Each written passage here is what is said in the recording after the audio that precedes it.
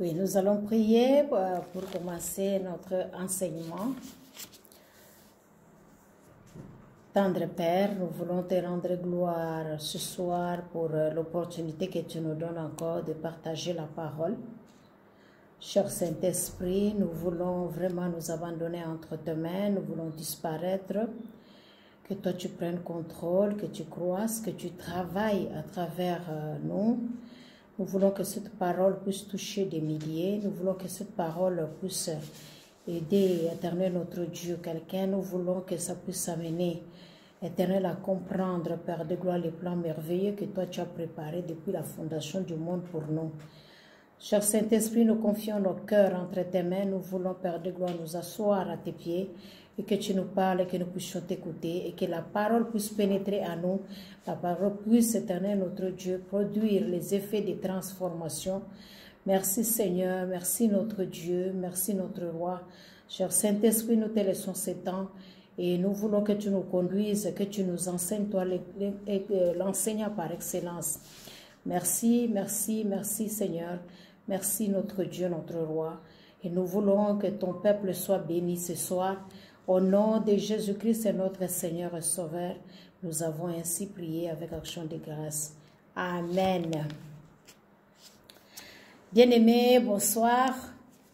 Nous sommes notre premier jour, n'est-ce pas, de jeûne et prière pendant ce mois de novembre. Nous voulons partager la parole de Dieu. Nous avions dit notre thème du mois était choisir l'essentiel.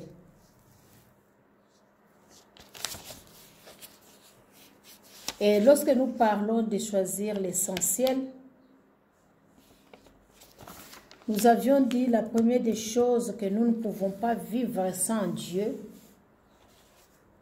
parce que tout tourne autour de lui et de nous. Et nous avions dit que pour comprendre vraiment l'essence vraiment de notre vie et pour être épanoui, nous devons vraiment retourner à notre Dieu qui a créé cette vie, qui nous a donné cette vie pour que nous puissions comprendre l'essence. Et nous avions dit que cela dépasse, je pense, l'essence que nous comprenons de la vie ou l'essence que nous donnons à la famille ou au travail, au projet que nous avons. Mais c'est beaucoup plus cela. Alors, chaque être humain, quand Dieu nous a créés, nous avions dit qu'il nous a créés avec un but. Mais ces buts-là, pour les comprendre, pour les connaître, nous devons trouver la réponse, n'est-ce pas, auprès de Dieu. Parce que nous sommes créés à son image, à sa ressemblance, et il a mis des dons, l'avenir, le futur à nous. Mais il n'y a que lui seul qui peut nous révéler cela. Parce que nous luttons des fois pour réussir, pour avoir du succès, mais nous devons vraiment nous recommander, chercher la présence de Dieu.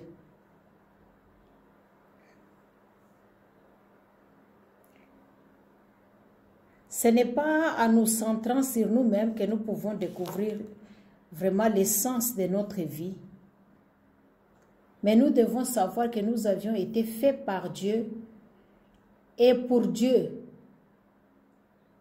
Et tant que nous ne comprenons pas cela, notre vie n'aura pas de sens.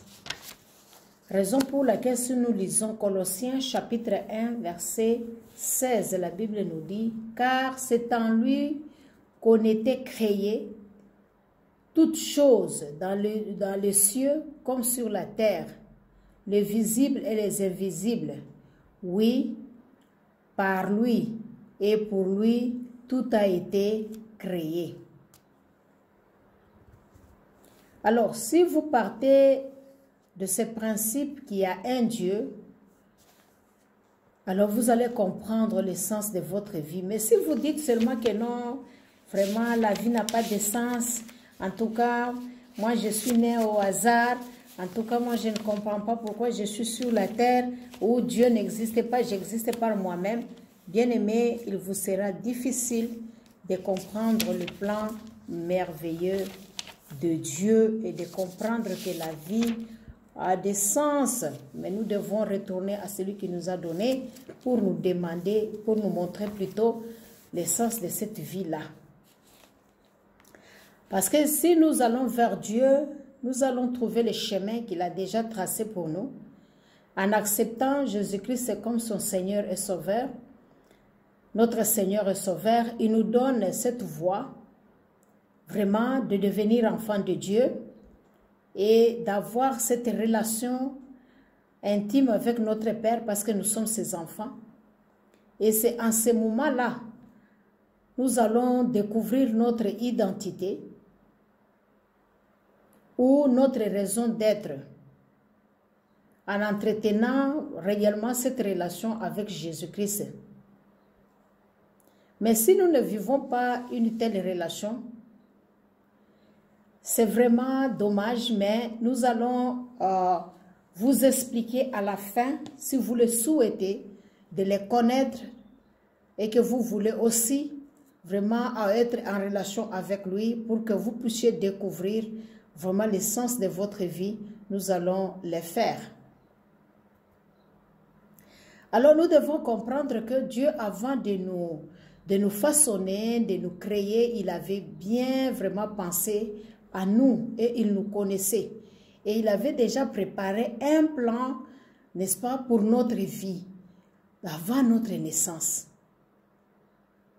Avant que nous venions dans le monde, il avait déjà choisi votre métier, votre conjoint, votre loisir, votre vie, ce que vous pouvez faire, ce que vous pouvez vraiment donner aussi, vos dons, tout ça. Il avait déjà préparé ça. Donc les raisons d'être ont été déjà préparées avant que nous puissions naître.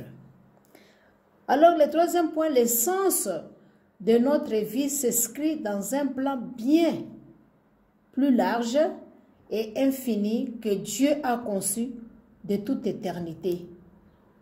Alors c'est de là que nous disons que nous voulons faire comprendre notre sujet, que nous disons choisir l'essentiel.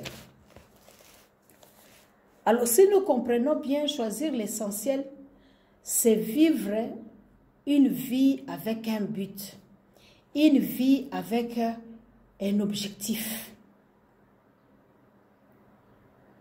Chaque fois, on nous dit toujours que quand nous achetons le téléphone ou bien un appareil électronique, il y a des notices qu'on a déjà mis dedans et il faut lire ces notices-là pour comprendre le fonctionnement et mode d'emploi de cet appareil-là.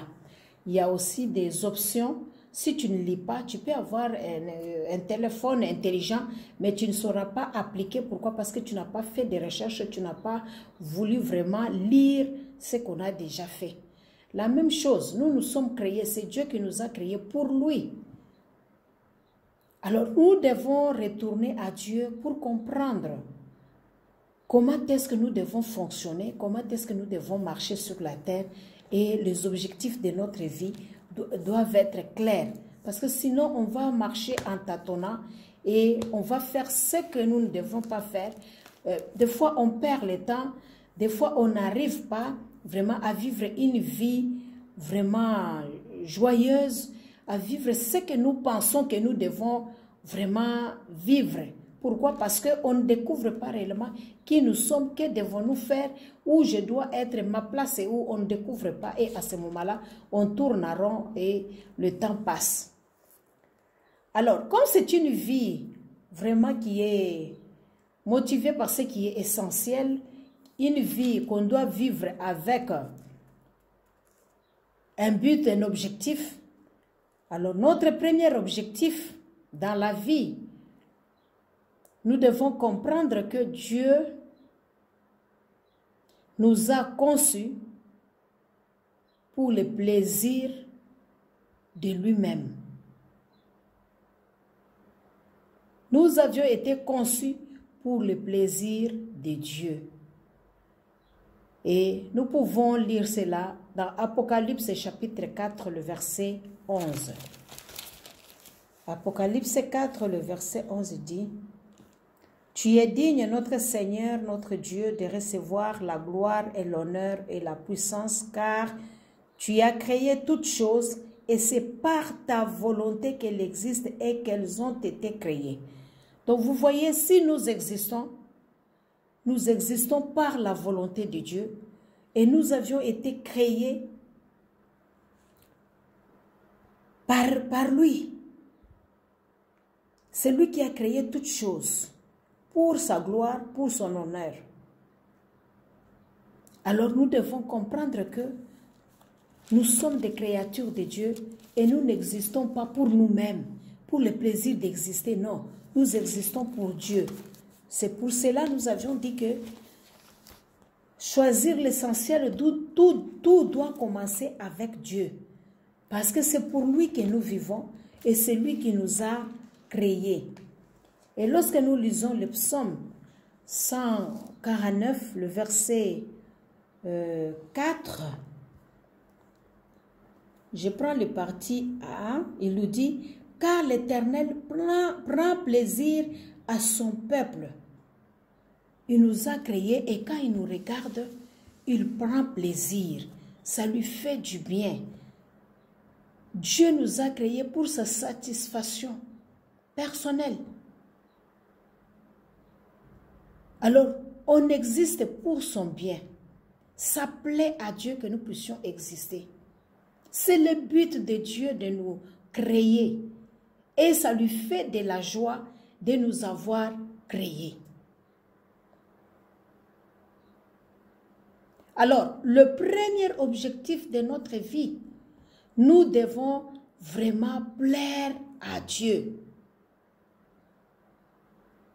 Alors, si vous comprenez que vous êtes là comme créature de Dieu et vous vivez pour plaire à Dieu, alors vous n'allez pas vivre une vie qui est inutile. Vous allez vivre une vie qui a de sens. Et cette vie-là nous amène à reconnaître notre Dieu, à l'adorer. Parce que adorer Dieu, reconnaître ce qu'il est pour nous, n'est-ce pas, consiste, en d'autres termes, nous pouvons dire que l'adoration consiste à faire plaisir à Dieu. Alors, tout ce que nous faisons, si on le fait bien, ça fait plaisir à Dieu. Et quand on le fait bien, ça devient un acte d'adoration. Alors, Dieu a mis ce soif-là, cette soif intense au-dedans de nous, pour que nous puissions vraiment, chaque fois l'adorer, lui faire plaisir, entrer en contact avec lui. Et là, nous allons comprendre que l'adoration n'est pas seulement limitée à la musique ou à la contemplation seulement. Mais c'est toute notre vie dans sa totalité. C'est un mode de vie. Et ça, c'est le premier objectif de notre vie. Nous existons pour Dieu et nous devons le reconnaître et nous devons l'adorer, non pas seulement en priant, mais même dans ce que nous faisons comme acte, comme activité. Nous devons bien le faire. Et quand nous faisons cela, on fait plaisir à Dieu.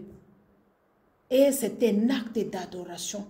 C'est pourquoi tout ce que tu fais, fais-le bien, parce que ta bénédiction en dépend. Ça fait plaisir à Dieu. Tu es infirmier, tu es artiste, tu es femme dans le ménage, tu vis avec un but. Et ce but-là, c'est ce qui va vraiment te bénir, le travail que tu fais, qui donne sens à ce que tu es et à ce que Dieu a planifié pour ta vie. Et nous avions dit que cela, c'est depuis l'éternité avant que nous puissions naître. Raison pour laquelle nous devons toujours vraiment nous mettre dans la tête en disant que nous ne sommes pas là au hasard. Nous ne sommes pas les fruits du hasard. Dieu nous a créés avec un but. Et nous devons comprendre ce qui doit conduire notre vie. N'est-ce pas? Lorsque nous lisons Ecclésiaste chapitre 4, verset 4. Ecclésiaste chapitre 4. Wow. Ecclésiaste 4, verset 4.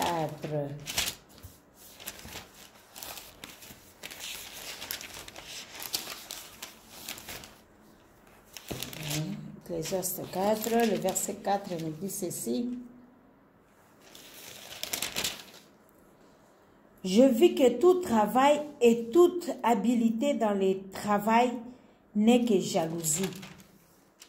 De l'homme à l'égard de son prochain, c'est encore là une vanité et la poursuite du vent. Voilà ce qu'Ecclésiaste nous dit. Si nous comprenons cela, nous découvrons le but de notre vie. Nous n'allons pas envier l'autre. Nous n'allons pas faire la jalousie. Parce que ce n'est que la poursuite du vent. Dieu a déjà préparé toutes ces choses-là. Un homme sans objectif est comme un navire sans gouvernant. Un misérable, un rien du tout, un homme. Donc nous devons avoir des objectifs, des buts qu'on poursuit dans notre vie. C'est en comprenant que nous ne sommes pas nés au hasard que nous avons de la valeur et de l'importance. Et nous sommes créés non pas seulement pour vivre sur cette terre, mais nous sommes créés aussi comme des êtres éternels pour l'éternité, n'est-ce pas? Toujours Ecclésiaste chapitre 3, le verset 11 nous dit ceci.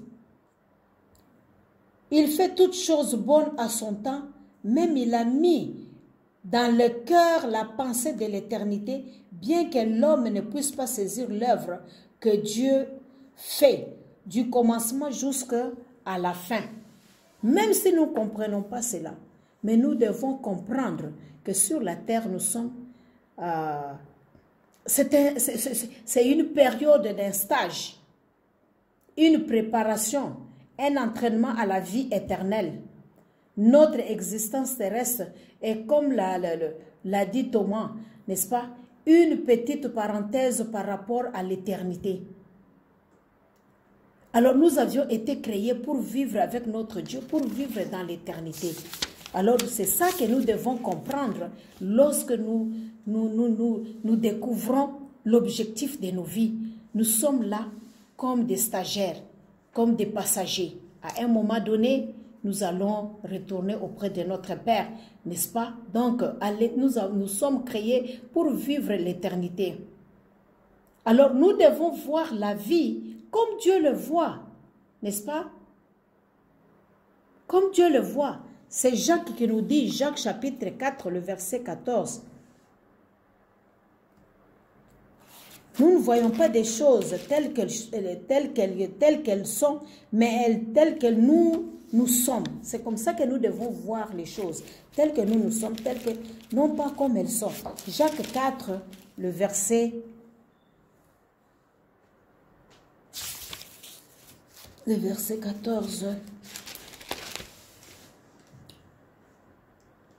Vous qui ne savez pas ce qui arrive, vous êtes une vapeur qui paraît pour un peu de temps et ensuite disparaît. Vous voyez? Donc nous devons voir la vie comme Dieu la voit. Nous sommes des passagers, nous sommes des pèlerins.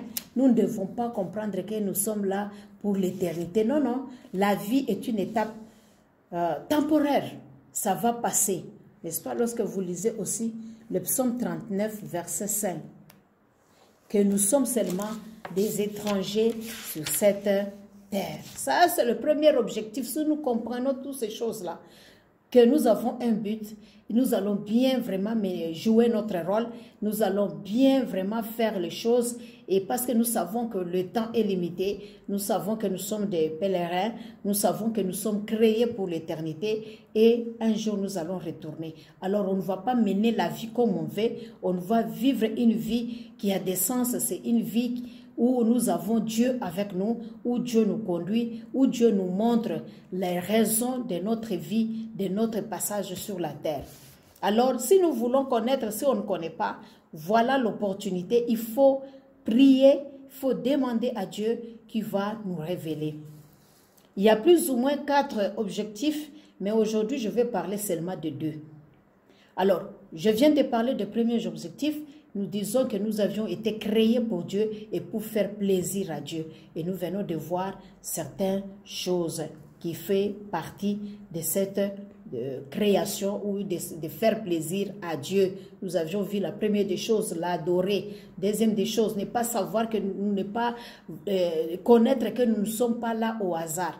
Troisièmement, savoir que nous sommes là avec un but, avec un objectif et nous sommes vraiment des passagers, nous sommes sur la terre comme un stage et après un moment donné, nous allons retourner. Alors, quatrièmement, voir la vie comme Dieu le voit. Ça ne sert à rien d'envier l'autre. Dieu a donné à chacun ce qu'il doit être. Nous sommes différents, même si nous sommes créés à l'image de Dieu, mais nous avons des empreintes digitales différentes, nous avons des dons différents, nous avons des appels différents. Donc, nous sommes différents dans la mission que Dieu nous a confiée. Alors, deuxième objectif, nous parlons que Dieu nous a façonnés pour la famille. Et lorsque nous parlons de la famille, bien sûr, toute entité ou bien une nation commence toujours par la cellule. Et la cellule, c'est la famille qui est vraiment la cellule de base. Tout commence par là pour que nous puissions devenir une nation. Et pour que nous puissions être aussi une famille de Dieu. Tout commence par la naissance, n'est-ce pas? Nous naissons de quelque part. Il y a toujours peut-être quelqu'un qui nous a annoncé la bonne nouvelle. Et comme vous le savez, la bonne nouvelle marche avec la grâce. Alors, cette bonne nouvelle-là, si nous l'acceptons, qui est Christ qu'on nous présente, qui est la parole de Dieu qu'on nous présente, lui qui est mort à la croix, et si nous croyons à cela, nous acceptons cette parole-là, vraiment, nous naissons maintenant de nouveau, n'est-ce pas? Et nous devenons membres de la famille de Dieu. Alors, sans plus tarder, je voudrais qu'on lise Hébreux chapitre 2 et le verset 10. Hébreux chapitre 2, le verset 10 nous dit ceci. Il convenait en effet que celui pour qui et par qui sont toutes choses, il convenait en effet que celui pour qui et par qui sont toutes choses. Voilà. Donc, si nous existons, si nous devenons enfants de Dieu, tout cela convient à Dieu pour qui, n'est-ce pas, toutes choses existent. Pour qui toutes choses existent et pour toutes choses sont à lui. Et Jean, chapitre 1 Jean 3, n'est-ce pas, verset 1 nous dit que nous sommes enfants de Dieu. Alors, je voudrais qu'on lise aussi Jean 1. Jean 1, 3. Voilà. Jean 1. Jean 1, 3. Jean 3, 1 plutôt. Voyez quel amour le Père nous a témoigné pour que nous soyons appelés enfants de Dieu. Et nous le sommes. Si le monde ne nous connaît pas, c'est qu'il ne l'a pas connu. Donc tous ceux qui ont accepté Christ comme Seigneur et Sauveur, tous ceux qui ont connu Dieu, on les appelle enfants de Dieu. Il les a donné le pouvoir de devenir enfants de Dieu. Alors nous voyons que Dieu, il est le Dieu de la famille. Il nous a créés pour nous faire partie de lui. Il souhaite, vraiment, il cherche à avoir une famille sur la terre, n'est-ce pas? Lorsqu'il nous sauve, il veut que nous puissions lui appartenir. Et si nous lui appartenons, nous faisons partie de lui. Et nous formons cette famille. Et c'est ça le deuxième objectif de notre vie. Si nous les connaissons maintenant, si nous connaissons notre identité, si nous savons l'objectif pour lequel nous sommes sur la terre, si nous savons que nous sommes des pèlerins, bien aimés, Dieu ne veut pas que nous puissions vivre aussi en désordre, que nous puissions aussi être séparés, que nous puissions vivre comme nous voulons, mais il veut vraiment nous préparer à nous rassembler comme une famille, n'est-ce pas, pour lui. Une famille qui va l'aimer. Une famille qui va être avec lui, une famille qui va l'honorer, une famille qui va régner avec lui pour toujours. Dieu a fait de nous ses enfants par Jésus-Christ, n'est-ce pas? Par le travail que Christ a fait à la croix, par le travail que Christ a fait d'accepter de mourir, de donner sa vie pour nous. Et c'est là, nous sommes rachetés par le sang qu'il a versé à la croix, dans sa bienveillance. Voilà ce qu'il a voulu faire pour nous montrer, n'est-ce pas, qu'il est amour.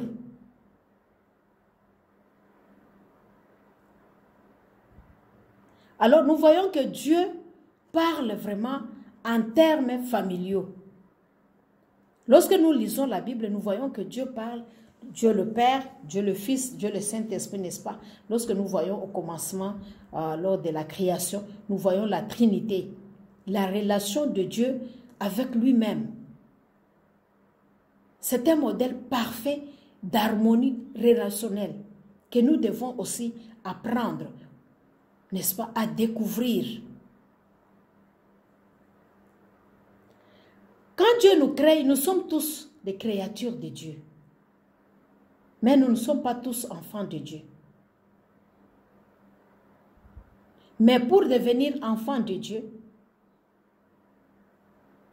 il faut naître de nouveau. C'est le seul moyen qui nous donne l'accès à entrer dans la famille de Dieu. Mais lorsque nous lisons Jean 3,16, nous voyons que l'invitation est donnée à tout le monde. Elle est universelle. En devenant enfant de Dieu, lorsque nous vivons une vie où nous choisissons ce qui est essentiel, il y a des avantages, n'est-ce pas? Nous ne reconnaissons pas seulement que nous sommes créés par Dieu et pour Dieu, pour le faire plaisir. On ne reconnaît pas seulement ça. Nous ne reconnaissons pas seulement que Dieu veut que nous puissions être ensemble avec lui, que nous puissions vivre avec nos frères et sœurs comme une famille, n'est-ce pas? Être la famille de Dieu. C'est vrai, charnellement, biologiquement, nous sommes nés dans une famille que nous appelons une famille biologique pour venir sur la terre. Mais lorsque nous naissons aussi comme un enfant de Dieu, Dieu veut aussi nous rassembler dans une famille de Dieu. Alors, dans cette famille, il y a aussi des avantages parce que nous sommes des enfants de Dieu. Regardez, lorsque nous naissons dans une famille, n'est-ce pas, sur la terre, la première des choses, on nous accueille. Deuxièmement, on nous donne un nom. Et il y a même des cadeaux qu'on reçoit, n'est-ce pas, le parent, parce que nous sommes des bébés, on ne peut pas peut-être reconnaître, mais il y a des cadeaux que le parent reçoit, n'est-ce pas? Ah, comme tu as mis au monde, voilà. Même nous-mêmes, en tant que bébé, il y a des gens qui amènent des habits, il y a des gens qui donnent des petits jouets, on reçoit des cadeaux merveilleux. Un nom qui fait que nous appartenons à une famille.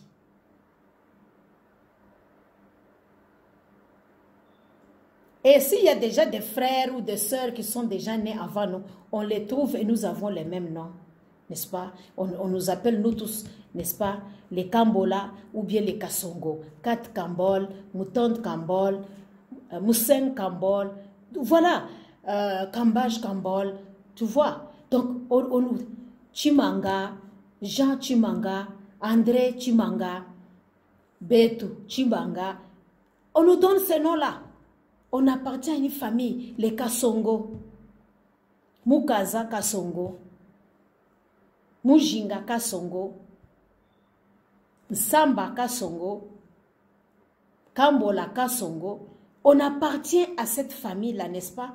Ce qui fait que nous sommes membres, parce que nous avons même le même nom. Il y a aussi des privilèges, n'est-ce pas? Tout en étant dans la famille, il y a des privilèges que les parents aussi nous donnent, de nous amener à l'école, quand on est malade, de prendre soin de nous traiter d'une manière, de nous donner des cadeaux à l'anniversaire, de faire ceci, quand nous demandons, quand nous manquons, on prévoit, on prépare pour notre vie, n'est-ce pas? Et il y a aussi l'héritage que le père travaille, n'est-ce pas, pour donner aux héritiers. Et les héritiers, c'est qui? Le premier bénéficiaire, ce sont les fils. Et dans cette famille, nous vivons aussi l'intimité familiale. Nous avons ces privilèges-là, n'est-ce pas, à l'intimité familiale et à l'héritage. La même chose quand nous devenons dans la maison de Dieu. Nous devons appartenir à une famille. Nous devons être dans une assemblée qu'on appelle église, une famille quelque part là où on nous reconnaît que c'est notre frère, c'est notre soeur qui est né de nouveau ou bien qui vient de quelque part, on l'accueille, en tout cas cousine. Il y a des familles élargies comme ça. Il y a des enfants, n'est-ce pas, qu'on a adoptés, n'est-ce pas, qui font toujours partie, n'est-ce pas, de la famille et qui bénéficient aussi, n'est-ce pas, des avantages, des droits, des fois de l'héritage aussi. Même un enfant qu'on a adopté, on peut lui laisser l'héritage, n'est-ce pas? C'est en Afrique des fois qu'on ne comprend pas certaines choses. Pour ceux-là qui cherchent des enfants, tu cherches des années. Mais si c'est difficile, vraiment on dit soit c'est l'homme qui est malade ou bien la femme ou bien, je ne sais pas, des complications qui peuvent arriver. Mais adoptez et il sera votre enfant. N'est-ce pas?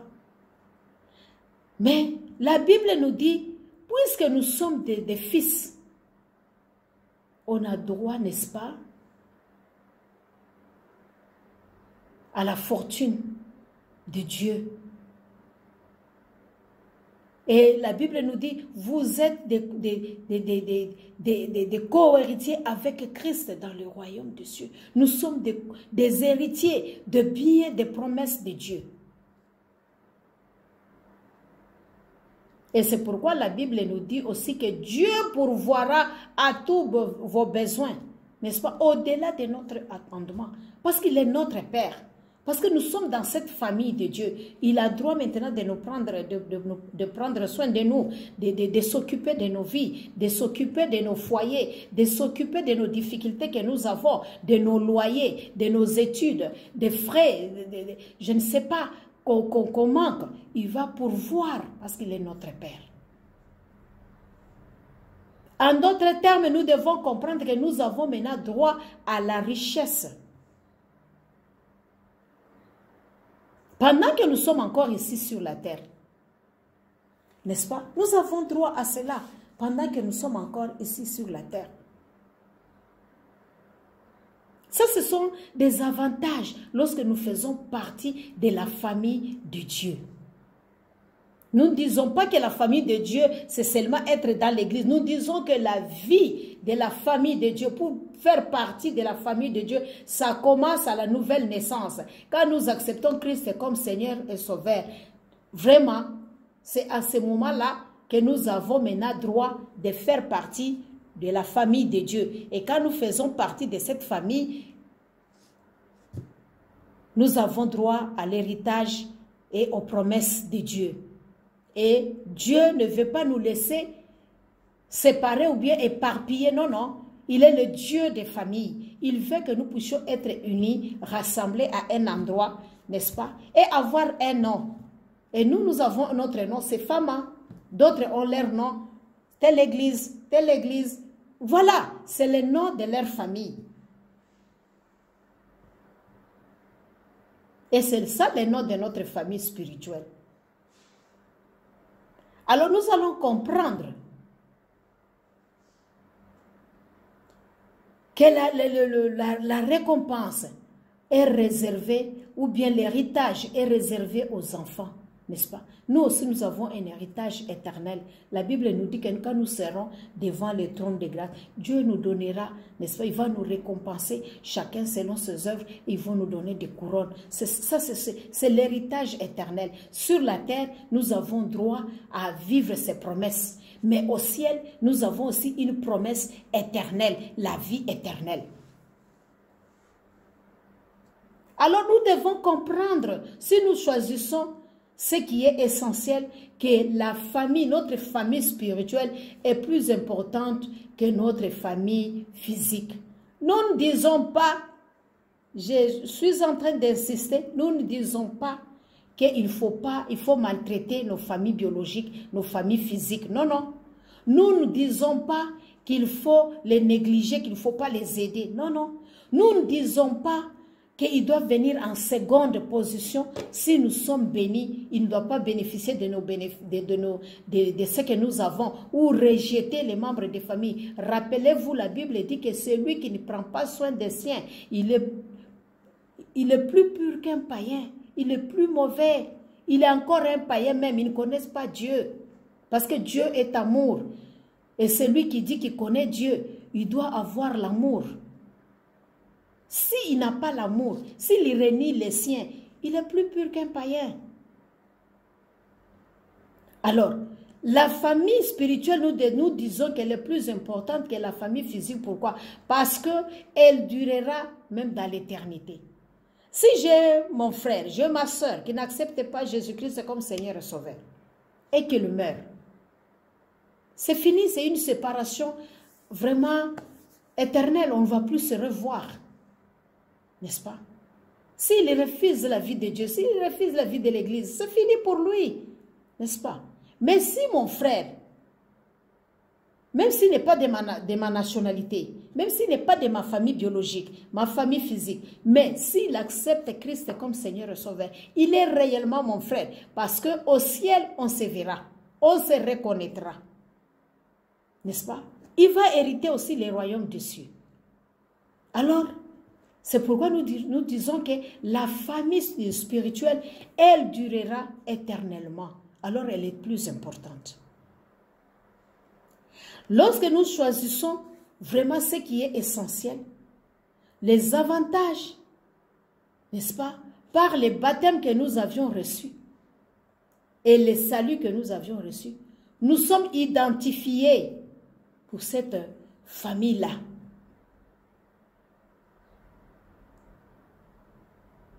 Le Saint-Esprit nous met même un sceau, un gage, pour montrer que nous appartenons à Dieu.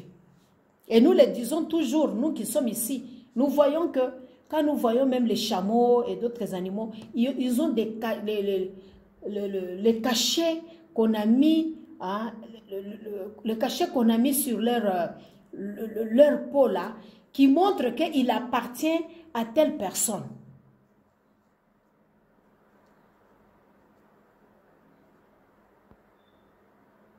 Alors nous aussi maintenant, si nous choisissons l'essentiel, nous devons connaître que même dans la maison de Dieu où nous entrons, nous avons une place. Dans la famille de Dieu, nous avons une place. Est-ce que je peux lire 1 Timothée chapitre 3, verset 15?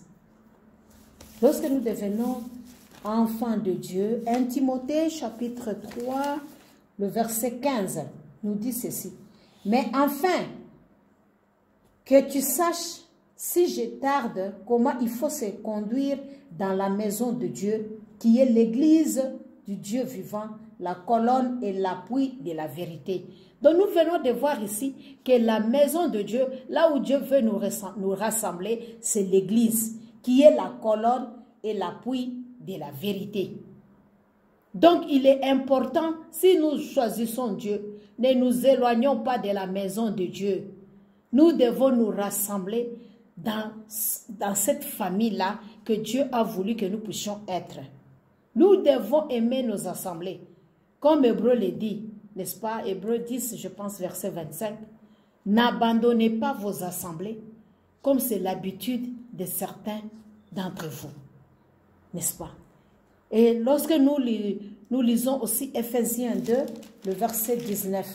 Donc nous voyons que quand Dieu Dieu veut la famille et quand il nous rassemble, il veut que nous soyons ensemble dans la maison qu'on appelle église. Nous venons de voir ça dans 1 Timothée chapitre 3 verset 15. Parce qu'il y a des gens qui disent oui, l'église là, hein, est-ce que c'est écrit dans la Bible? C'est les gens qui ont inventé, non? C'est les gens qui ont inventé parce qu'ils veulent que nous ayons dans leurs églises là. Hein? L'église est seulement une seule qui est universelle, l'église catholique. Non. Là où les enfants de Dieu se rassemblent pour prier, c'est la maison de Dieu. Nous avions vu aussi que dans la maison de Dieu, la gloire de Dieu est en permanence. N'est-ce pas? Ce n'est pas la maison d'un homme. C'est ce qui différencie la maison de Dieu et la maison des hommes. Parce que Dieu est là en permanence dans sa maison. Et la Bible nous dit aussi que nous-mêmes là, nous sommes les temples de Dieu. Donc Dieu doit demeurer à nous en permanence. N'est-ce pas? Il est à nous en permanence.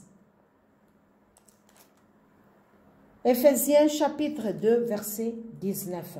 Ainsi donc, vous n'êtes plus des étrangers, ni des gens du dehors, mais vous êtes concitoyens des saints, gens de la maison de Dieu. Quand nous acceptons le Seigneur Jésus-Christ, nous sommes nés de nouveau, nous faisons partie de la famille de Dieu, et cette famille de Dieu, on nous parle de manière physique, qui est l'église locale. Et cette église locale, nous faisons partie de ça. Nous devenons les enfants de cette famille-là. Et quand nous devenons les enfants de cette famille-là, nous avons un nom, n'est-ce pas? Qui est l'église pentecôtiste, l'église méthodiste, l'église... Bon, nous faisons partie de cette famille-là. Et quand nous faisons partie de cette famille-là, nous comprenons que c'est cette famille-là que Dieu veut, qui est la colonne et l'appui de la vérité. Si nous cherchons la vérité, nous cherchons l'appui de Dieu, nous devons être dans sa maison, qui est l'église.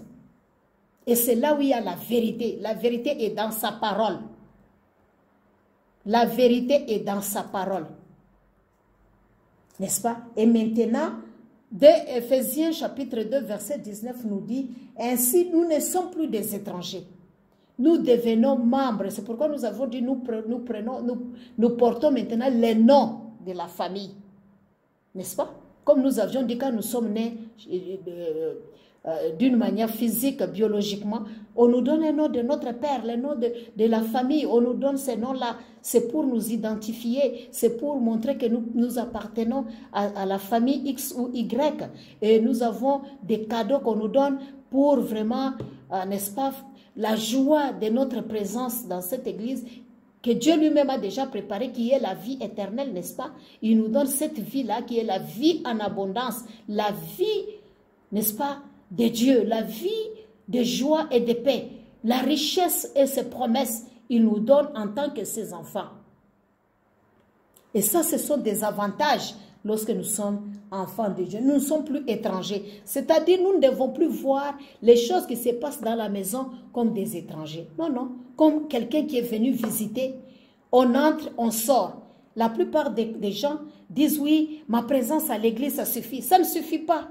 Tu n'es plus étranger, tu es devenu membre de cette famille-là. Et quand tu es membre dans la famille, nous tous, néanmoins pour ceux-là qui sont déjà des parents, ils savent, chaque enfant, il y a l'âge où le parent travaille, mais il y a un moment donné, à un certain âge, l'âge de majorité, l'enfant ne doit pas vraiment attendre que le parent fasse tout. Hein?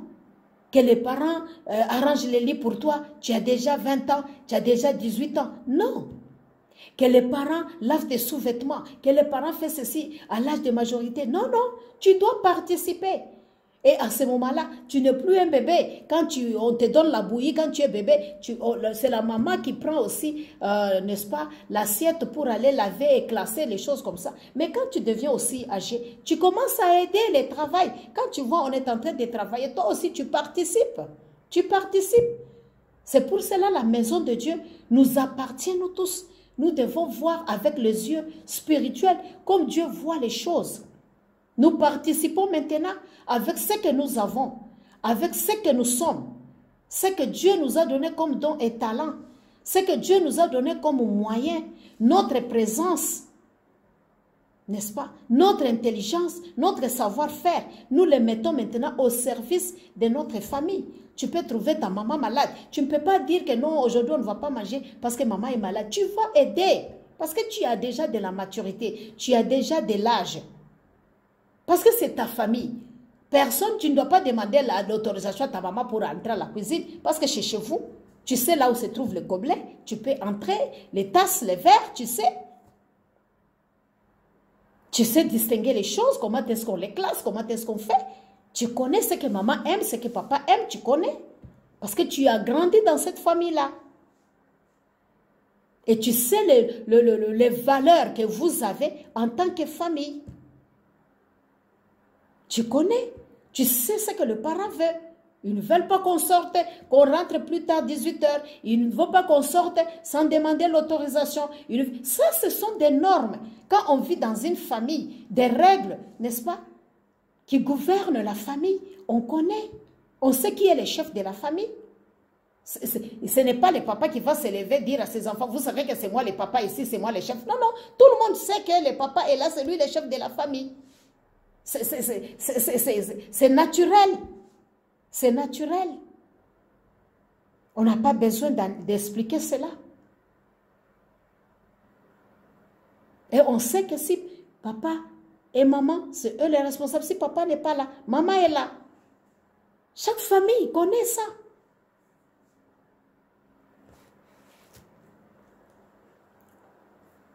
Maintenant, troisième ou quatrième avantage que j'allais dire, apprendre maintenant à vivre dans cette famille-là, ensemble, dans cette maison de Dieu, que Dieu nous dit, nous ne sommes pas des concitoyens, des étrangers, mais nous sommes des concitoyens, des saints. Parce que nous avions été lavés, sanctifiés, nous sommes maintenant des saints. Les gens de la maison de Dieu, nous appartenons à la maison de Dieu. Cette maison de Dieu-là nous appartient maintenant. C'est à nous maintenant. Mais Dieu nous apprend, nous demande aussi, quand nous choisissons à vivre dans cette maison de Dieu, en choisissant ce qui est essentiel, nous devons savoir comment vivre dans cette maison de Dieu-là. Et je voudrais lire un peu Colossiens, chapitre 3, le verset 15. Éphésiens, Philippiens, Colossiens, chapitre 3, verset 15.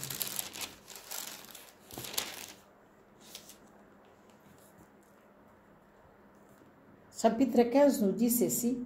Et que la paix de Christ, à laquelle vous avez été appelés pour former un seul corps, règne dans vos cœurs et soyez reconnaissants.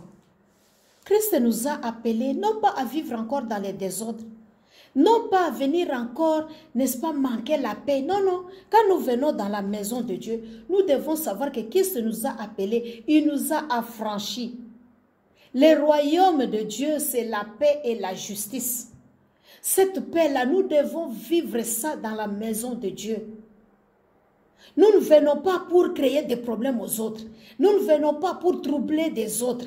Nous ne venons pas pour semer du désordre dans la maison de Dieu. Nous ne venons pas pour vivre comme nous voulons. C'est la maison de Dieu. Il y a des normes. Moi, c'est pourquoi je félicite beaucoup nos frères en Christ de l'Église catholique. Parce qu'ils savent respecter les sacrés. Ils savent que je ne dois pas faire du bruit dans la maison de Dieu. Je ne dois pas manger dans la maison de Dieu. Je ne dois pas me quereller dans la maison de Dieu. Je ne dois pas faire de faux témoignages dans la maison de Dieu. Je ne dois pas mentir dans la maison de Dieu. De nos jours, c'est difficile de faire confiance. On peut être avec des frères et sœurs, mais on prend des fois des paroles de certains qui peuvent dire on balance. Et que ça crée des troubles parmi les frères et sœurs. Peut-être un frère a trébuché, un frère a mal parlé, un frère a mal raisonné, mais on prend ça, on l'expose. Pourquoi? Parce qu'on veut les détruire. Et tout ça dans la maison de Dieu. On vient avec des intentions impures.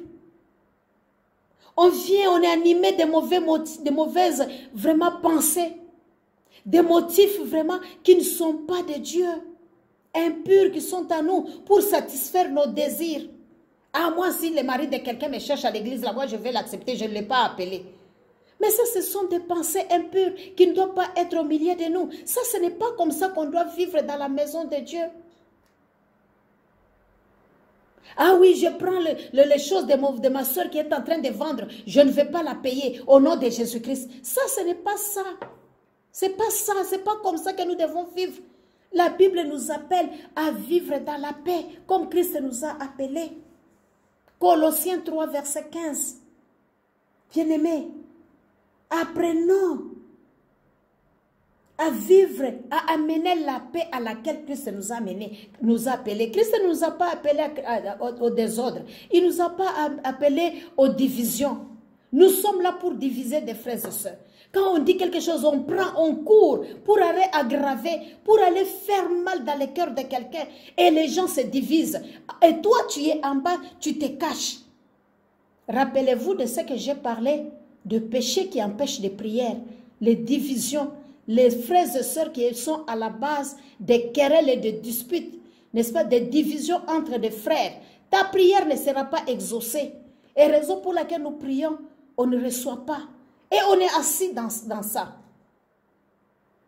Il y a des sœurs qui ont ces ministères. Dieu nous a donné le ministère de la réconciliation. Il ne nous a pas donné le ministère de diviser, le ministère des calomnies, le ministère des critiques, le ministère des mensonges, le ministère d'exagération. La chose, si on ne comprend pas, repose la question. Mais on prend, on va balancer sur le net. On va balancer sur l'internet, on va balancer à la personne. Quand on est avec quelqu'un, maintenant c'est difficile même, quand on est en train de causer, c'est difficile de faire confiance. Parce qu'on enregistre, parce qu'on fait, et puis on envoie, et puis ça fait des problèmes, des querelles et des troubles. On n'a pas confiance les uns et les autres. Pourquoi les frères et sœurs ne veulent pas travailler ensemble dans des business? C'est à cause de ça. On ne sait pas vivre dans la paix. Quand on arrive quelque part, on doit diviser. Quand on a des intérêts, on veut que telle personne vraiment puisse commencer à m'aider ou bien être à mon côté. Je ne vais pas le voir avec X ou bien avec Y. On commence à monter des mensonges. On commence à faire. Et là, la personne se rend compte, ah, c'est à l'église qu'on ment comme ça. C'est à l'église qu'on a comploté. Non, moi j'abandonne. Surtout ceux-là qui sont bébés dans la foi. Dieu ne nous a pas appelés à ça. Il nous appelle à la paix. Nous devons apprendre à vivre dans la paix. Et même s'il y a des conflits, on n'est pas là pour prendre ici pour aller donner là-bas. Non, non. Apprenons à vivre dans la paix. Apprenons à garder la paix à laquelle Christ nous a appelés. Parce que nous formons un seul corps. Et que lui règne dans nos cœurs. S'il règne dans nos cœurs, pourquoi nous devons chercher à créer des problèmes? C'est lui qui occupe nos cœurs. Donc, c'est-à-dire le trône là, il y a quelqu'un d'autre qui est assis dessus. Peut-être les démons de mensonge, peut-être les démons de division.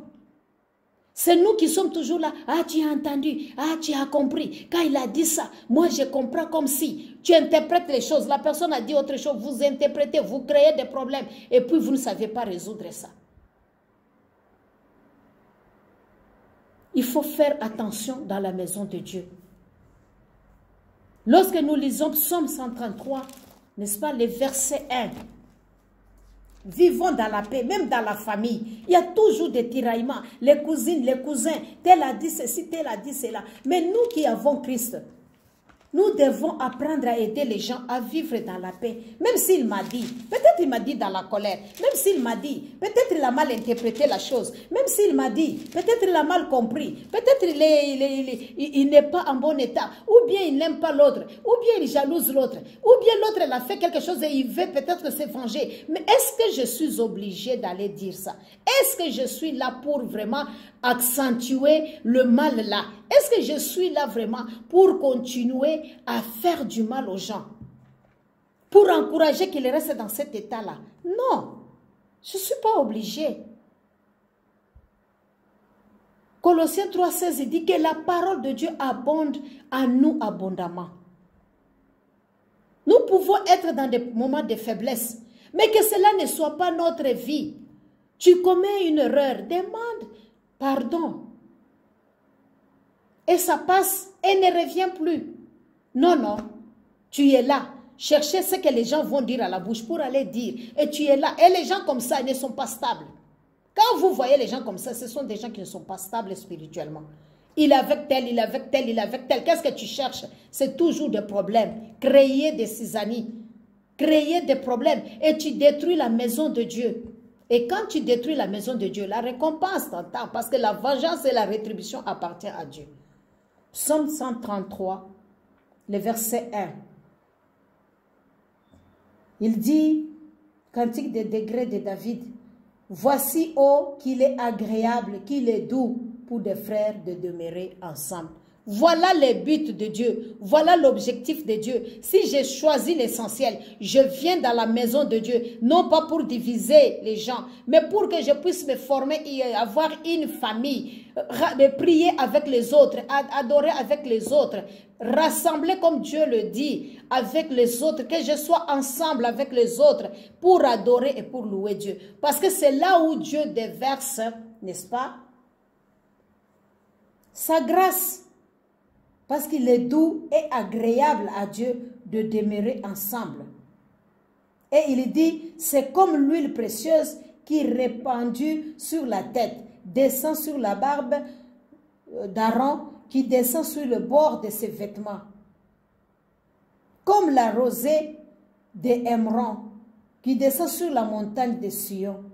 Car c'est là que l'Éternel envoie la bénédiction, la vie pour l'éternité. Si je voudrais vivre pour l'éternité, j'ai choisi l'essentiel. Et quand j'ai choisi l'essentiel, tout m'est permis, mais tout n'est pas utile. Ce n'est pas tout ce que j'entends que je peux dire. Ce n'est pas tout ce que je vois que je peux faire. N'est-ce pas? J'ai choisi l'essentiel. Dimanche, quand nous étions à l'église, nous, on nous a parlé par le diacre Patrice que choisir l'essentiel, c'est faire de bons choix. Être avec Dieu. Mais est-ce que le choix que j'ai fait, c'est être avec Dieu ou bien être avec le diable? Ma conduite, c'est être avec Dieu ou bien c'est avec le diable? De maison à maison que je passe, j'ai toujours des problèmes à dire sur les gens, sur les personnes. Est-ce que j'ai choisi d'être avec Dieu ou bien avec le diable? Et je suis la première, n'est-ce pas, à partir encore parler.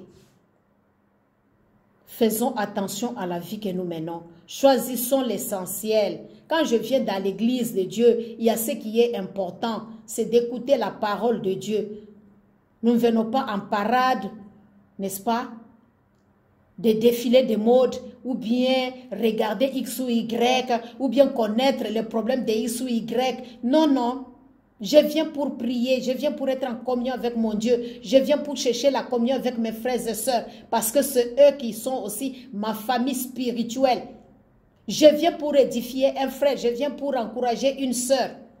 Je viens pour vivre en harmonie avec les autres, parce que c'est une famille. J'ai besoin des autres et les autres aussi ont besoin de moi. Je suis important et les autres aussi sont importants à moi. Nous avons chacun de nous une place dans l'édifice qui est la maison de Dieu. J'ai un rôle à jouer et je ne suis pas là au hasard. Dieu m'envoie parce que j'ai un but à atteindre. Alors je dois apprendre à vivre en harmonie. Je dois apprendre à vivre en paix avec les autres. Bien-aimé, la vie est faite pour être partagée. C'est le souhait de Dieu. Vivre la communion. Mais cette communion-là, on la partage même au-delà de l'église, même au-delà du culte. Comme un frère nous a aussi dit le dimanche. Au-delà du culte, on est toujours frères. On n'est pas frères seulement à l'église. Il y a des gens comme ça. Quand on est frères et sœurs, même si je ne suis pas de ton église, même si je ne suis pas, je ne sais pas, je ne prie pas avec toi, mais le fait que tu sais que je suis chrétienne et toi aussi tu es chrétien, quand on se voit, on se dit bonjour, on se salue parce qu'on est enfant de Dieu, n'est-ce pas? Quand on vit ensemble dans la maison de Dieu, on sort, même si on se voit au marché, ma soeur bonjour, mon frère bonjour, on se salue. Mais il y a des gens comme ça, quand il est en dehors de l'église là, il ne veut plus de vous. Mais c'est quoi? Même si tu ne fais pas partie de nous, mais on est frères, on est sœurs, On peut se dire bonjour, il n'y a pas de problème là-bas. Il n'y a pas de problème là-bas. Le problème, il faut savoir comment vivre. Si je vis avec X ou Y et que cela me crée des problèmes, je dois savoir comment me comporter. Et les attitudes ou bien mes limites pour que je ne puisse pas l'amener l'autre à pécher encore. Si c'est moi qui l'amène à parler ou bien à critiquer, je dois apprendre à garder ma bouche. Ma soeur, et cela ne m'empêche pas de vivre en harmonie avec lui. Cela ne m'empêche pas de voir s'il est en difficulté de venir au secours. Cela ne m'empêche pas de l'aider. Cela ne m'empêche pas de le saluer. Cela ne m'empêche pas de le visiter s'il est en difficulté. Mais ça dépend de la manière dont nous comprenons la parole de Dieu. Ça dépend de la maturité. Parce que beaucoup de gens, ils pensent, quand on n'est pas de même église, on devient ennemi. Non, non, on n'est pas ennemi. Et quand on sort à l'église, comme on est venu écouter la parole de Dieu, après ça, on adore Dieu, on quitte et c'est fini. On n'a plus de relations. Il ne faut plus m'appeler, il ne faut plus me parler. Pourquoi? Ça, ce n'est pas un comportement de la maison de Dieu ou des enfants de Dieu. Il y a des raisons qu'on ne peut pas importuner les gens. Mais ce n'est pas dans tous les cas. On voit quelqu'un qui arrive vers toi, tu fermes le visage, tu regardes à gauche ou à droite, tu ne veux pas les voir. C'est quoi?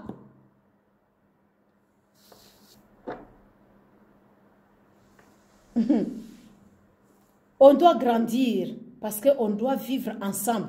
Est-ce que si tu es dans ta famille avec ta soeur ou ton frère avec qui vous vous êtes bagarré, si tu le vois, tu ne vas pas le saluer? Ou bien si tu apprends qu'il est tombé, qu'il a un problème, on l'amène vite à l'hôpital, tu ne peux pas te lever, aller. Ou bien si tu apprends qu'il vient de perdre un être cher, vraiment, tu ne peux pas aller chez lui le consoler. Tout dépend parce que nous avons des blessures dans nos cœurs, mais tout cela, il faut que Dieu arrive à nous guérir. Et pour être guéri, bien-aimé, il faut dire ça à Dieu. Il faut dire ça à Dieu. Et qu'il prenne ce fardeau-là. Et demander à Dieu de t'aider. Alléluia. Demander à Dieu de t'aider. Et il faut apprendre à accepter et à pardonner. Et de deux, ce n'est pas en venant donner des conseils à quelqu'un, oui, laisse ça, fais ça, qu'il va arrêter. Il faut que Dieu puisse vraiment l'aider dans le profondeur, que lui-même reconnaisse, qu'il demande la sanctification, la purification, que Dieu puisse bander ces plaies-là. Ça peut prendre du temps, ce n'est pas seulement un jour tic au tac, ça prend du temps pour guérir de ces blessures. Ça prend du temps. Mais laissons-nous conduire par l'Esprit de Dieu. Parce que c'est l'Esprit de Dieu qui est capable de te dire, de t'aider vraiment, d'enlever cela complètement. Ce n'est pas facile. Il faut que l'Esprit de Dieu t'aide. Toi-même comme ça, ou bien des paroles des gens ou les conseils des gens ne peuvent pas t'aider. Et troisièmement, il y a des paroles que nous disons ou que nous donnons qui peut encore approfondir la blessure de quelqu'un. Il faut arriver à parler ouvertement ces blessures-là, à dire, parce qu'il y a des gens, ils sentent quelque chose, mais ils ne peuvent pas dire, ils disent autre chose, mais ce qu'ils ressentent, c'est autre chose, la vérité, c'est autre chose. Moi, je dis toujours, si tu mens, les conseils que tu vas recevoir ne vont pas t'aider. Pourquoi? Parce que ça sera fondée sur base de ce que tu as dit. Oh, ce que tu as dit, c'est les mensonges. Alors, le résultat aussi va rater, ne sera pas correct. Et là, c'est là où on condamne les hommes de Dieu. Oui, oui, je l'ai suivi, mais il n'y a pas eu de changement. Il n'y a pas eu de changement. Est-ce que tu étais sincère d'abord avec toi-même? Mais c'est ce que nous disons encore. Si l'homme de Dieu ne peut pas t'aider, il ne peut même pas, parce qu'aucun médecin ne peut bander les blessures intérieures. Parce qu'il ne connaît pas. Même s'il opère ton cœur, il ne va pas voir si tu es mixte, si tu as des difficultés. Lui, il ne voit pas ça. Il n'y a que Dieu qui t'a créé qui peut entrer en profondeur. Et le Saint-Esprit de Dieu qui peut t'aider. Parce que la Bible dit que lui-même, le Saint-Esprit là, il sonde même les profondeurs de Dieu. Et il n'y a que, la Bible dit, il n'y a que dans Proverbe, je pense, il n'y a que le cœur de l'homme qui peut connaître Il n'y a que l'esprit de l'homme qui peut connaître ce qui se passe dans le cœur de l'homme. C'est pourquoi l'esprit de Dieu sonde le cœur de Dieu. Alors nous devons être sincères avec le Saint-Esprit, lui parler ouvertement et il va nous guérir. Et dans cette maison de Dieu, il y en a d'autres qui disent, oui, ma participation, ma présence suffit déjà. Ta présence ne suffit pas, comme je l'ai dit. La présence seulement occulte ne suffit pas. On a besoin aussi que ton amour, que tu nous donnes aussi ton amour, que nous donnons aussi notre amour. De s'intéresser aussi aux discussions profondes qui se passent dans l'église, qui se passent dans le cœur de ma soeur, de mon frère, qu'on partage. C'est ça la communion fraternelle dont nous parlons. De pratiquer, n'est-ce pas, les services doivent être pratiqués. Nous devons les faire. Nous ne devons pas seulement écouter et puis on reste là. Non, nous devons arriver à pratiquer aussi ce que nous écoutons, à mettre les services aussi en pratique. Si on me dit d'aimer, je dois aimer. Si on me dit de partager, je dois partager. Si on me dit de visiter, je dois visiter. Si on me dit de pardonner, je dois pardonner. N'est-ce pas? Parce que c'est la parole de Dieu. Et je dois arriver à accepter, à m'encourager, n'est-ce pas? Et à vivre les commandements que nous avions dans le Nouveau Testament concernant, n'est-ce pas, la communion fraternelle.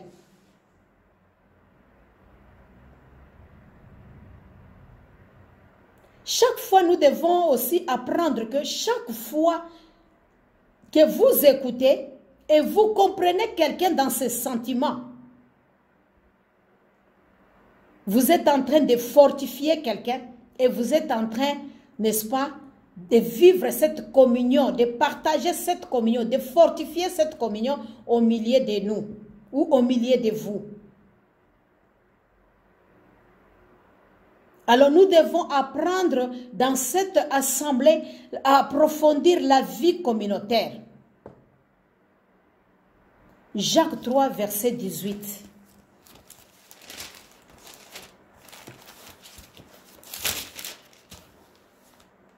La Bible nous dit ceci. Le fruit de la justice est semé dans la paix par ceux qui cherchent la paix. Dans la communauté, nous devons chercher la paix et s'aimer la paix. Nous ne devons pas être ce que les Anglais disent les troublemakers. Nous sommes là, c'est nous qui sommes à la base des troubles tout le temps. Non, non, nous devons s'aimer la paix et chercher la paix. Même s'il y a des troubles, cherchons la paix. Cherchons la paix. Donnons la paix. Soyons des gens de paix. Soyons paisibles. Il y a certaines personnes qu'on ne peut pas vivre avec eux. Toujours des problèmes, toujours des problèmes, toujours des plaintes, toujours des problèmes, toujours. Non, soyons paisibles. On ne doit pas toujours voir le mal dans les autres. On ne doit pas toujours pointer des doigts aux autres. On ne doit pas toujours être, c'est nous qu'on fait toujours du mal. C'est nous qu'on a causé du tort. Mais tout ce que nous faisons, nous ne reconnaissons pas que nous aussi nous sommes à la base de certaines choses, que nous aussi nous commettons des erreurs, que nous aussi nous sommes mauvais et que Dieu puisse aussi nous aider afin que la paix puisse régner.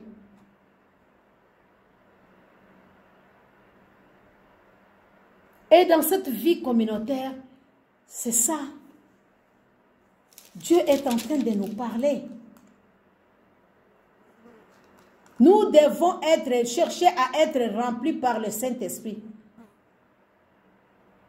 C'est mirer à parler, donc être rempli du Saint-Esprit et avoir la parole de Dieu en nous.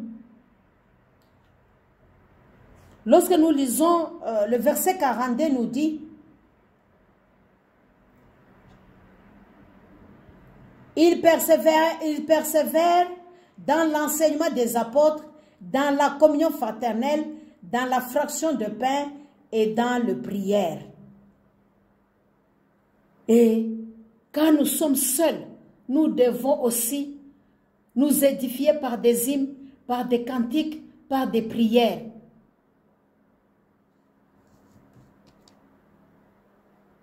Et dans cette communauté, comme je vous ai dit, le deuxième objectif est tellement grand. Dans cette communauté où Dieu nous appelle, dans une famille où Dieu nous appelle, bien aimés, nous devons aussi restaurer des relations brisées. Des relations brisées. 2 Corinthiens 5, 18. Et une sœur m'a fait rire, là, je pense cette semaine, elle m'a fait rire, elle me dit que, maman, personne ne peut dire qu'il n'a jamais parlé de quelqu'un. Même vous les leaders, vous les responsables, le parent, vous devez toujours comprendre qu'on vous critique toujours. Je l'ai dit, c'est bien, mais nous ne devons pas rester dans ça. Nous devons faire l'effort de quitter. Et en tant que responsable, ne pas reconnaître que les gens peuvent parler de toi, c'est de l'ignorance. Ou bien c'est se tuer soi-même. Il faut toujours savoir que les gens peuvent parler tout comme en bien ou en mal. Mais commencer à suivre ce que les gens disent là, ça détruit. C'est pourquoi nous devons vivre dans l'harmonie. C'est pourquoi nous devons éviter cela. Même si tu as écouté quelqu'un, si tu vois que ce qu'il a dit c'est mauvais, reprends-lui. Dis-lui que ce que tu dis là, ce n'est pas bien. Ce n'est pas bien parce que ça ne m'édifie pas. Ce n'est pas bien parce que la personne aussi, quand il attend, ça va le blesser. Ce n'est pas bien parce que si toi aussi, on dit de toi comme ça, tu ne vas pas aimer. Et c'est pourquoi nous devons nous édifier par la parole de Dieu, la prière, le hymne, les cantiques, autre chose. Il y a beaucoup de choses, il y a beaucoup de sujets sur lesquels nous pouvons parler que parler des gens. On dit toujours que les esprits inférieurs, ils parlent des gens, mais les esprits supérieurs, quand ils se rencontrent, ils parlent de choses qui les édifient, des pensées, des projets, de grandes choses. Ils ne sont pas là pour de petites choses. 2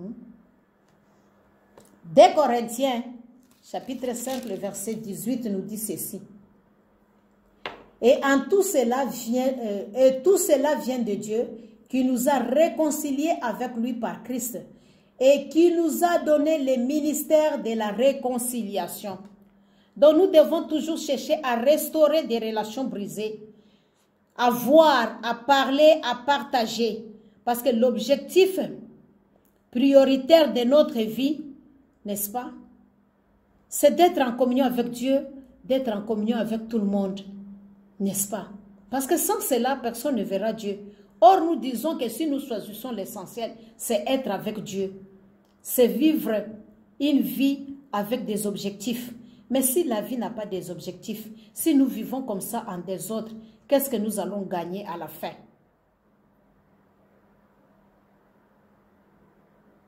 Et nous voyons maintenant, je me rappelle encore que le pasteur Kassongo nous avait enseigné un jour que si nous voulons apprendre comment vivre la vie chrétienne, lisons les épîtres, parce que là, il y a beaucoup de conseils qu'on peut découvrir et ça peut nous épargner de beaucoup de problèmes inutiles et qui nous séparent les uns des autres, qui créent des frustrations, qui nous amènent à voir seulement les mal dans les autres et à se plaindre ou bien à prendre des attitudes d'indifférence qui ne plaisent pas à Dieu. Ce n'est pas bon. La vie, on a besoin des uns des autres. La vie est courte sur la terre. Nous avons besoin de bien vivre. Et c'est pourquoi Corinthiens nous dit aussi que nous sommes appelés, comme Christ nous appelle, à ce ministère de la réconciliation. Donc de rétablir des relations brisées. Si moi, avec Y, ça ne marche pas, toi tu es un enfant de Dieu, viens m'aider à me réconcilier avec lui. Au lieu de venir mettre encore le feu ou de creuser des trous pour que ça puisse nous séparer, nous éloigner davantage. Ça, ce n'est pas notre rôle. Ce n'est pas à cela que Dieu nous appelle. L'Esprit de Dieu nous amène à nous réconcilier avec Dieu. Et quand il est avec nous aussi, nous devenons aussi des ambassadeurs. Nous représentons le royaume de Dieu. Et dans ces royaumes-là, c'est la réconciliation. Comme Dieu, Christ nous a réconciliés avec le Père, nous aussi, il nous envoie pour aller réconcilier le monde avec Dieu. Donc, c'est ce que nous devons faire.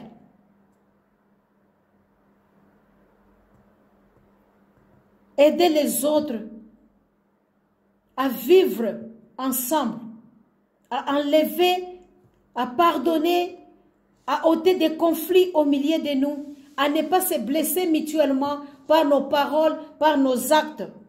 Parce que lui, il a fait ça, moi aussi je vais faire ça. Parce que lui, il a dit ça, moi aussi je vais lui dire. Je l'attends au tournant. Ça, ce n'est pas la vie de Dieu. Ça, ce n'est pas la vie des enfants qui sont nés de nouveau. Les gens qui veulent vivre avec Dieu, il faut pardonner, il faut oublier. Je sais que ce n'est pas facile. Je sais que ça ne vient pas d'un coup. Mais par la prière petit à petit, Dieu te donnera la force de pardonner et de voir la personne encore en face, de l'aimer comme tu l'avais aimé. N'est-ce pas comme la Bible nous dit dans 1 Corinthiens 13 que l'amour bannit la peur. L'amour ne soupçonne pas. L'amour pense toujours du bien, n'est-ce pas? Alors préserver ces lieux-là, c'est notre mission encore. Le lieu de nos rencontres, notre église. De tout laisser. De parler à Dieu. Si nous avons des blessures, comme je l'ai dit encore, de chercher la compassion de Dieu,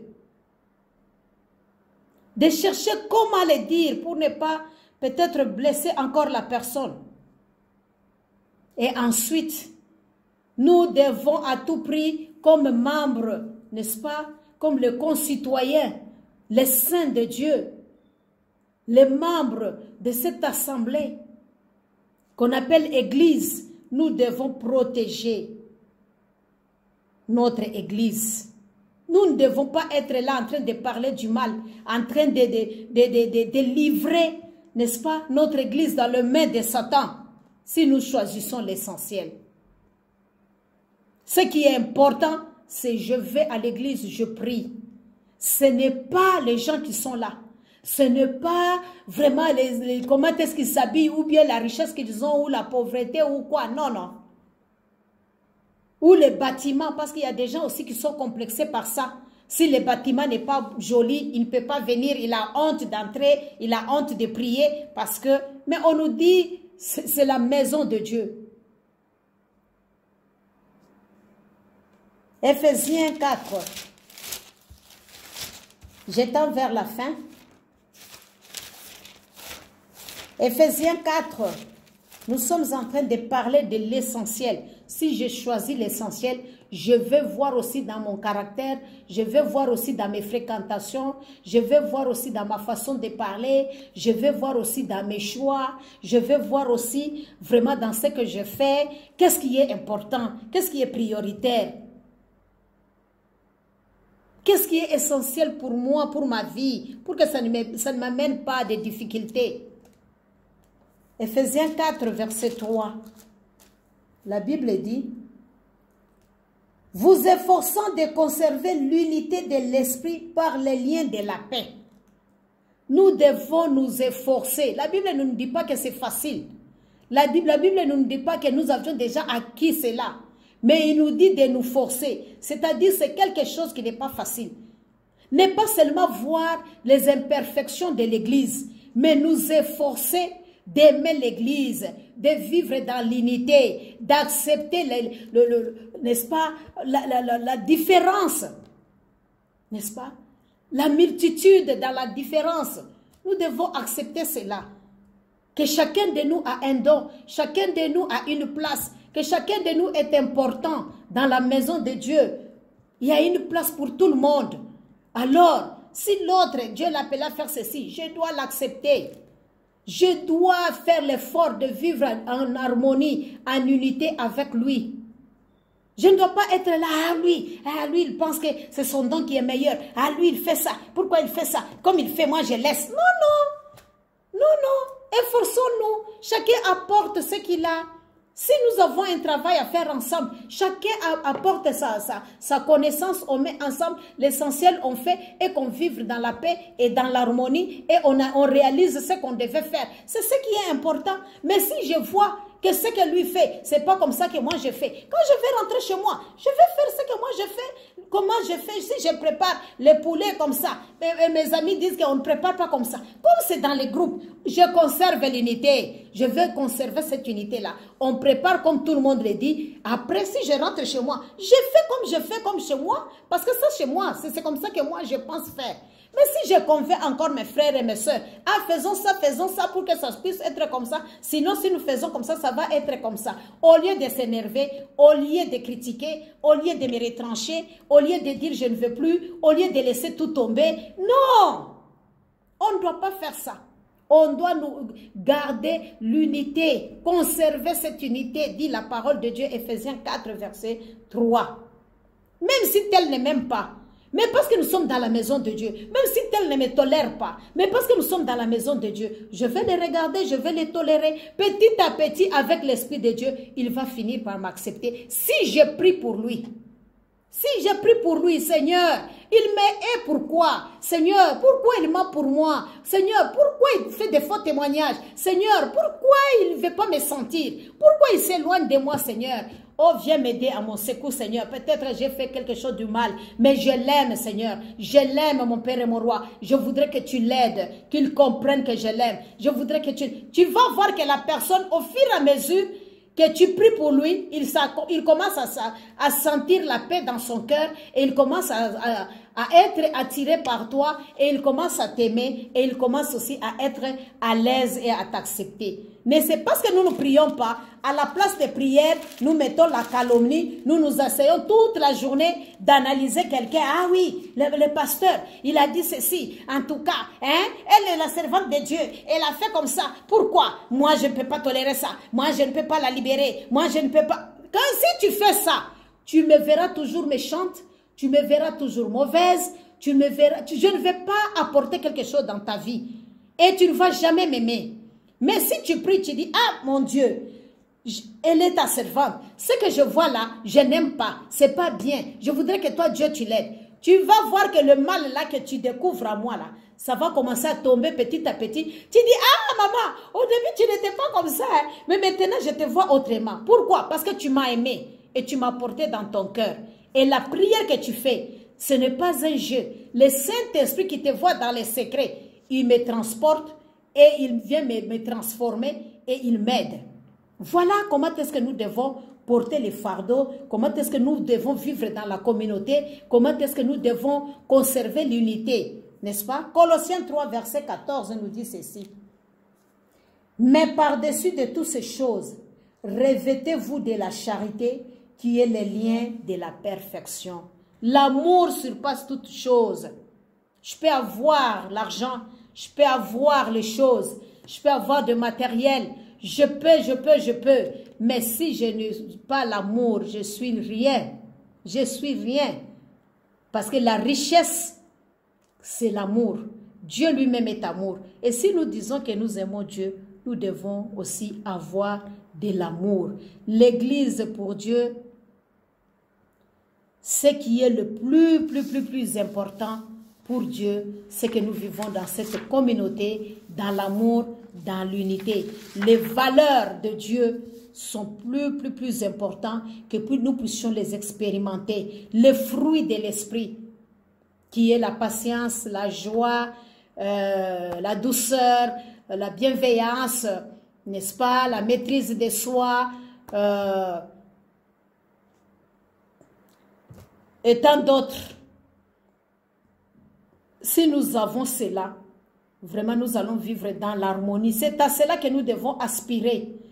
C'est cela que nous devons chercher tous les jours de notre vie, en communion avec le Saint-Esprit, quand nous demandons de nous guider le matin, de nous aider, qu'il nous aide aussi d'avoir ces fruits-là, la paix, la justice, la bienveillance, la joie, la patience, la bonté,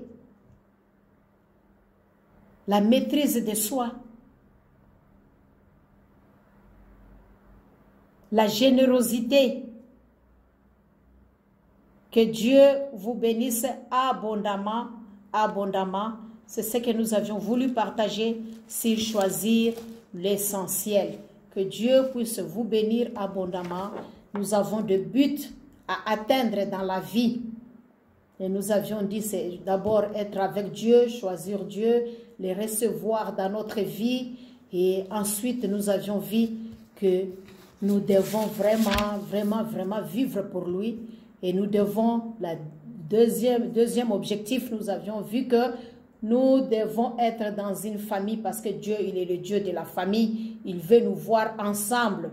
Ça, c'est le deuxième objectif si nous choisissons une vie qui est motivée par l'essentiel, si nous choisissons une vie vraiment qui plaise à Dieu. Que Dieu vous bénisse abondamment. Toutes les bonnes choses à vous. Merci. Partagez ces vidéos, partagez.